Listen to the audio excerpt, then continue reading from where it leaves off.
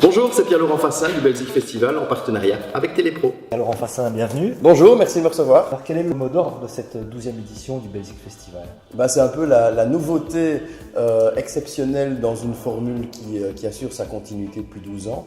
La nouveauté, c'est parce qu'on a décidé de créer un petit événement le vendredi, le 20 mars, avec la venue à Herve de Kim Wilde, star incontestée des années 80, qui nous fait un petit revival tour et qui repart sur les routes d'Europe. Et on a décidé de se démarquer un peu des autres festivals. Il fallait un peu changer, il fallait un peu trouver l'originalité pour pouvoir se démarquer, même si on est déjà démarquable puisqu'on se situe avant toute la grande vague des festivals, puisqu'on est un peu le premier festival de l'année, puisque nous avons lieu fin mars. Donc voilà, on a pu trouver cet artiste-là pour pouvoir se démarquer et créer un vrai événement avec une soirée années 80, puisque Kim Wilde sera précédé d'une reprise de Téléphone et des Sneakers, groupe ultra connu qui reprend Dépêche Mode. Donc ça c'est le vendredi. Ça c'est le vendredi.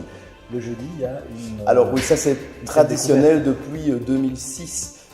C'est de permettre aussi à Herve de fêter le Belzic Festival, d'inclure les cafés de Herve, de pouvoir déjà créer une ambiance festive avant que la grande scène soit ouverte le vendredi soir. Et donc nous avons une dizaine de cafés qui seront ouverts, enfin qui sont souvent ouverts, mais auxquels nous proposons que des artistes viennent se produire, des artistes régionaux viennent se produire gratuitement.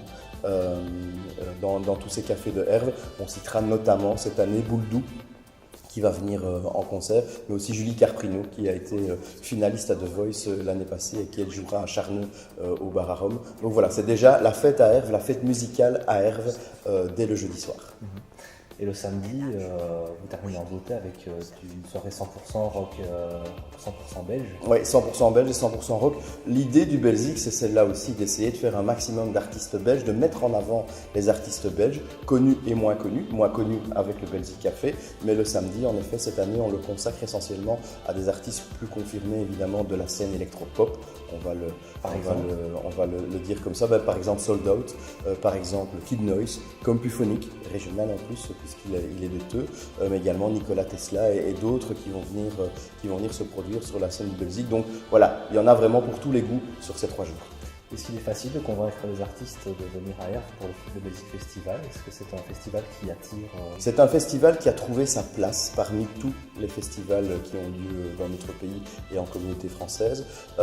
Mais en effet, c'est devenu un nom, c'est devenu une marque, c'est devenu un endroit où presque passage obligé de toute une série d'artistes. On a quand même eu pas mal d'artistes belges mais aussi étrangers. On a quand même eu des gens comme Gaëtan Roussel, comme Olivia Ruiz qui sont venus. C'est vrai qu'on travaille avec Charles Gardier, les Francopholies, qui fait partie de notre comité. Donc c'est vrai que ça facilite un certain nombre de contacts et ça a fait en sorte qu'on a pu s'installer parmi tous ces festivals. On est le premier de l'année, on est petit, on n'a jamais voulu se faire plus gros que ce qu'on était. Ça veut dire pour ça, on existe toujours.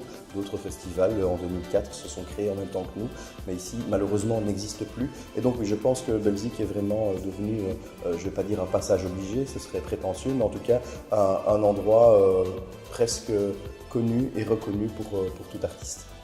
Vous avez des bénévoles qui travaillent tout le week-end et toute l'année au festival? Ouais, toute l'année, on a un comité d'une vingtaine de personnes qui met... Parce qu'un festival ne s'organise pas sur les 3 jours du festival, il y a vraiment beaucoup de travail en amont.